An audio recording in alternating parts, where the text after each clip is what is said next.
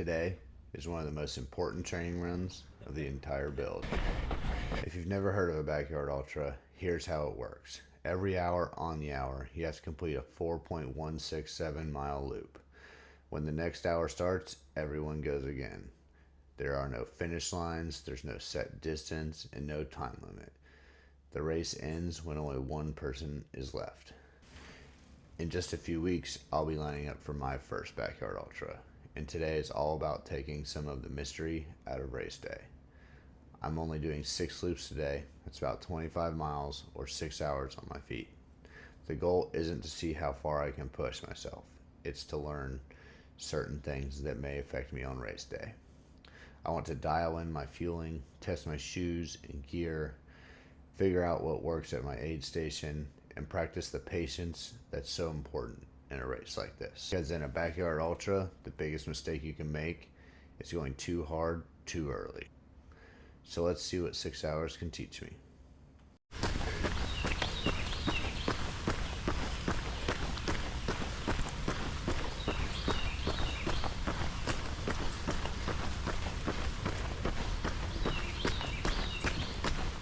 So first things first, we're getting ready. This is what I'm wearing on race day. Going to change socks a couple times on this and taping my foot for the first time.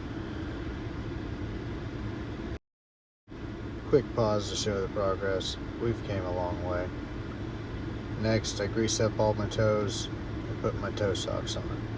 These are something that are new to me. I've only been wearing them for the last month or so. The ultras I got right after the marathon, and I love them. I like the wide toe box, and these are what I do all of my long runs in right now.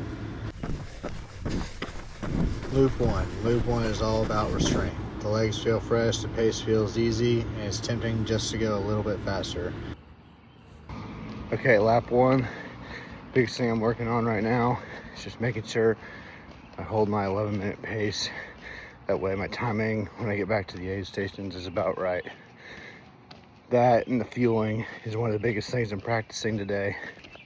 My aid station won't be exactly like what it'll be at the race, but it will have the same contents, just not some of the same chair, cooler, things like that. Today is all about settling into a rhythm that I can repeat over and over again. Right now I'm just paying attention to how everything feels. Streets are empty right now. That's what happens when you get up at 5 a.m. on a Saturday.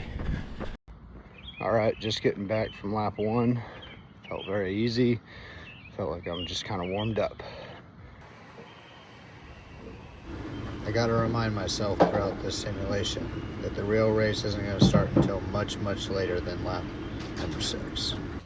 My minimum goal for a successful day is 18 hours, and I really want to try to get as close to 30 as possible. This is just kind of what a typical aid station looked like when I was just doing everything for myself, getting whatever I needed done, refilling bottles, getting some fuel, drinking water, things of that nature. Alrighty, so on the lap number 1, it's pretty easy. Held 11:06 pace, which is exactly where I wanted to be. Now I've taken a gel, got my G1M ready for the next lap. Just hanging out and drinking some water. I got about 6 minutes until I got to start the next lap. This is something I've actually adjusted as we're getting closer to race day. I probably will not be holding an 11:06 type pace. I will be more like a 11:40 to 12 minute type of pace instead. The goal is to last a very long time, not run all of the laps as fast as I can. Alright, just getting started on lap 2. Lap 1 went exactly as planned.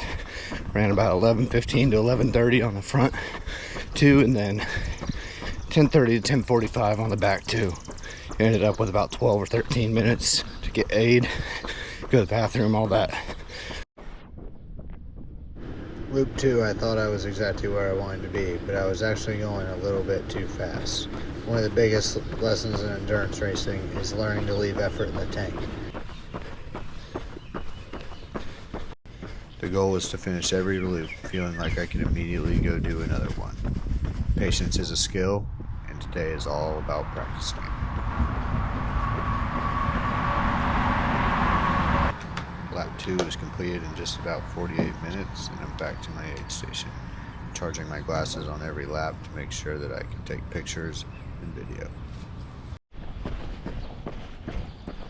We're off to lap 3. Feel pretty good so far. Been keeping the pace I want. Everything going the way I planned so far. Now lap 3, we're staying on schedule with pace, and we also are making sure that we stay on schedule with fueling. I'm staying ahead instead of waiting until I feel hungry. Carbs, fluids, sodium, everything is planned ahead. One thing you can't always plan for is weather, and on this day, I got rain, but I trained right through it, because on race day, I'm not going to get to control whether it rains or not. I'm using my aid station to make sure I don't make bad fueling decisions. One bad fueling decision early can snowball into a really bad day later. So today is about building confidence that this strategy will carry me through longer efforts. Got in the zone and forgot to capture the start of lap 4, but this is usually when the first real check-in happens. Any hot spots on my feet, any little aches starting to show up, how are the shoes feeling after several hours? These aren't problems yet, but race day is all about catching these little issues before they become big issues. I use squirrel's nut butter everywhere but my feet, and on my feet I use trail toes.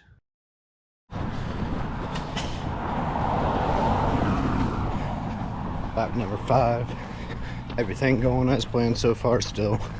14-minute gaps at the aid stations. Fueling's going well. Feel hydrated.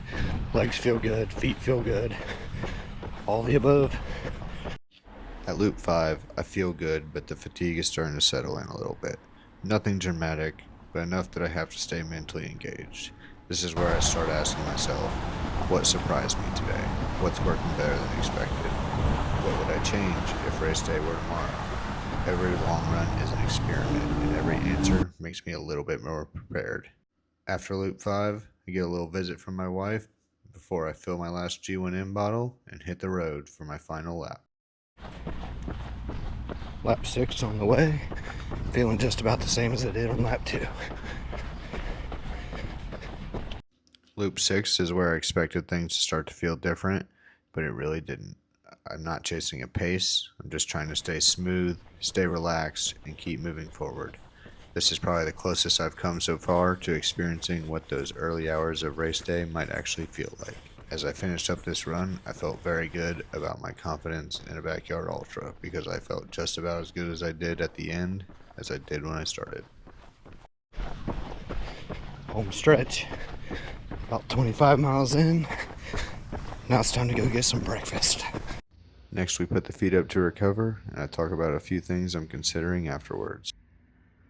Really, I would say the only thing that didn't work well was that I didn't have a good way to put my feet up in between laps. So I'll definitely be getting a chair that will let me do that. But besides that, basically everything worked. The only other thing I'm possibly thinking about changing is I haven't decided how I want to handle taping my feet yet.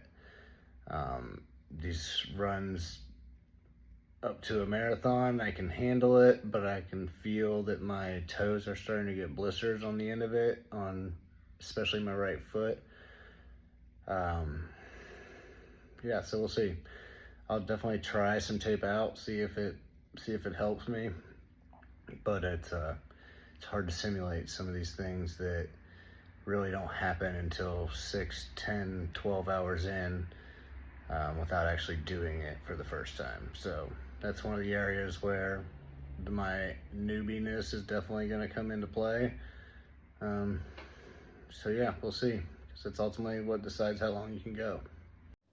Today wasn't about proving I could run 6 yards. I already knew that. It was about making race day a little bit less of an unknown. Every long run like this builds confidence. Every mistake teaches a lesson. And every lesson gets me one step closer to being ready for my first backyard ultra. Thanks for following along. On the next video, we're going to talk about everything I learned and put it to the test in another big training block. Until then, let's put some miles in the bank.